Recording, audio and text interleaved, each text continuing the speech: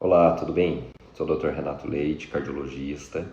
Estou aqui para a gente bater um papo hoje sobre hipertensão arterial sistêmica, certo? É uma condição clínica importante, acomete cerca de 30 a 35% da população brasileira e queria falar um pouquinho sobre esse assunto hoje. Bom, a hipertensão arterial ela é definida como níveis de pressão arterial persistentemente elevados acima de 140 por 90 milímetros de mercúrio, ou 14 por 9, certo? Mas e aquele número famoso 12 por 8 ou 120 por 80? Bom, esse é o limite da pressão arterial normal. Até 120 por 80 é normal a pressão. Acima de 120 por 80 até 140 por 90 é a pré-hipertensão que a gente fala, paciente pré-hipertenso. E acima de 140 por 90, a hipertensão. Com relação aos sintomas de hipertensão, a hipertensão ela é uma condição habitualmente assintomática, tá? Então não espera ter sintoma para você querer fazer o diagnóstico de hipertensão. Então, qual que é o problema de ser hipertenso? O problema de ser hipertenso justamente está nas lesões que ela pode ocasionar nos órgãos que a gente chama de órgãos-alvo, tá? Quais seriam os órgãos-alvos? Os órgãos-alvos são o coração, o cérebro, os rins e as artérias, como a aorta, por exemplo. Então, qual que é o problema de ser hipertenso? Aumenta o risco de infarto, aumenta o risco de AVC, aumenta o risco de dissecção de aorta, insuficiência renal, podendo, inclusive, a falência renal levar o paciente à diálise e, em muitas situações, aumenta a morte prematura das pessoas. E a hipertensão habitualmente não vem sozinha, ela costuma vir associada a fatores de risco, como a dislipidemia, que seria o colesterol alto ou triglicérides elevado, sobrepeso e obesidade, principalmente aquela obesidade abdominal, que o paciente tem a circunferência abdominal aumentada. Associa-se também à intolerância à glicose e muitas vezes ao próprio diabetes mellitus.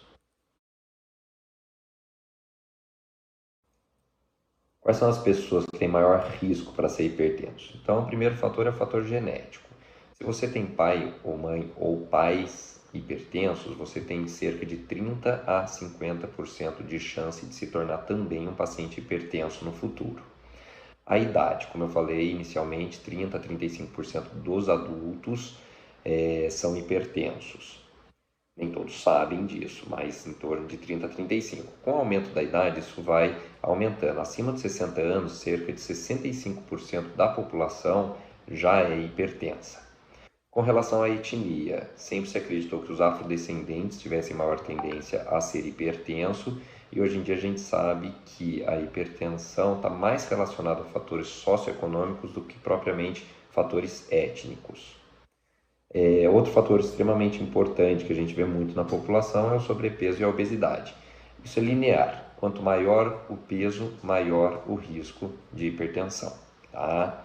O consumo de sal, o sal branco, o sal de cozinha, que é o sódio, o cloreto de sódio, ele é consumido pela população brasileira em torno de 9 a 10 gramas por dia, em média. Enquanto que as diretrizes, as orientações são que consuma-se em torno de 5 gramas de sódio, de sal de cozinha, o cloreto de sódio, por dia. Então é importante criar o hábito de reduzir o sal direto na comida. Produtos industrializados costumam ter muito sal também, evitar o consumo de produtos industrializados. Consumo de potássio. O potássio é o inverso. Quanto maior o consumo de potássio, menor costuma ser a pressão daquela população. Tá? Então, alimentos ricos em potássio, como feijões, frutas, seria muito interessante o consumo. Hoje em dia tem o sal, que é enriquecido com cloreto de potássio, que é uma forma de você diminuir a ingestão de sódio e aumentar a ingestão de potássio, já com validação em trabalhos internacionais. Tá? Outro fator de risco independente é o sedentarismo, então a atividade física é fundamental, deve ser feita 5 vezes na semana a 7 vezes, ou seja, de preferência a semana toda, em torno de 300 minutos por semana, que dá mais ou menos 1 hora, 5 vezes na semana, tá? De atividade física moderada, tá? Ah, Renato, eu não tenho todo esse tempo, posso fazer uma atividade 30 minutos por dia? Ótimo, faz uma atividade mais intensa, tá? Tem que se movimentar. Então, se tiver que escolher um elevador, uma escada, vai de escada. A gente tem que criar esse hábito de atividade física como uma obrigatoriedade no nosso dia a dia. Outro item importante, consumo do álcool, tá? Pode beber? Eu falo que álcool é igual remédio. Tem dose, tem indicação, muito pouco, e tem contraindicação, tá? Então, assim, indicar álcool a gente não vai indicar para ninguém. Se você não bebe, ninguém vai pedir para você beber, tá?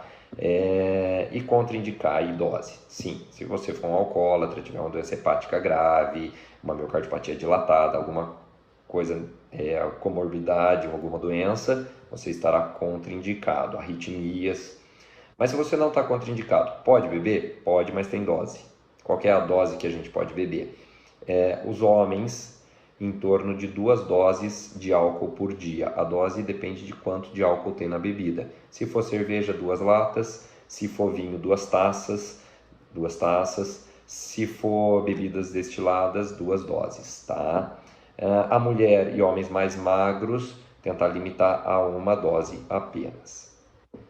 Fatores socioeconômicos. Fatores socioeconômicos também estão relacionados com o aumento de hipertensão e hábitos de vida menos saudável. Então, maior consumo de carboidrato, maior consumo de industrializados nesse grupo de menor renda do que grupos com nível, não falando em renda em si, mas em nível educacional. A apneia obstrutiva do sono. A apneia obstrutiva do sono é outro fator de risco para a hipertensão que a gente tem que estar atento, tá? Tem que investigar pacientes que têm sobrepeso, que são roncadores e que a esposa refere ou o marido refere, ó, ele ronca, ele faz aquelas paradas noturnas. Tem o exame da polissonografia, é importante que seja feito, que é um fator de risco para a hipertensão, um fator de risco importante e modificável. E a prevenção? Antes da gente falar em tratamento, a gente entrar já nos pacientes que são sabidamente hipertensos, que estão tratando, vamos falar um pouquinho de prevenção, que eu acho que isso é mais interessante e vamos deixar o tratamento para um próximo momento. Prevenção que também entra no tratamento não medicamentoso. Controle de peso, então a gente tem que buscar o peso ideal para a nossa altura. É fácil saber o peso ideal, é um cálculo simples, que é o cálculo do IMC. Você pega o seu peso, divide pela sua altura, esse resultado você divide novamente pela sua altura, tá? Vai dar um valor. Esse valor ideal é que esteja entre 20 a 25, em idosos acima de 65 anos, entre 22 a 27. Acima de 25 ou de 27 nos idosos é considerado sobrepeso. Acima de 30 já é obesidade. Abaixo de 20 pode ser um indicativo de desnutrição, tá? Hábitos de vida saudável, então uma dieta saudável é fundamental, uma dieta excelente é a dieta do Mediterrâneo, tá? Existem outras dietas vegetarianas também são interessantes, com menor consumo de proteína de origem animal. Uma dieta bem estudada é a dieta DASH, então conversa com o seu nutricionista, busca alimentos mais saudáveis nesse sentido. Eu sempre recomendo a dieta do Mediterrâneo, que não vai ter erro e é fantástica, extremamente saborosa, muito boa. Rica em peixes, oleaginosas, cereais integrais, leites e derivados de preferência não, sempre semi-desnatados ou de preferência desnatados. O consumo do sódio, então criar o hábito da comida menos salgada possível, tá? Tentar limitar esse consumo aos 5 gramas de sal ao dia. Preferência para alimentos ricos em potássio, como feijões, ervilha, vegetais de cor verde escura, algumas frutas como a banana, o melão, frutas secas, na salada cenoura, beterraba, tomate, batata inglesa, laranja rica também, uma fruta.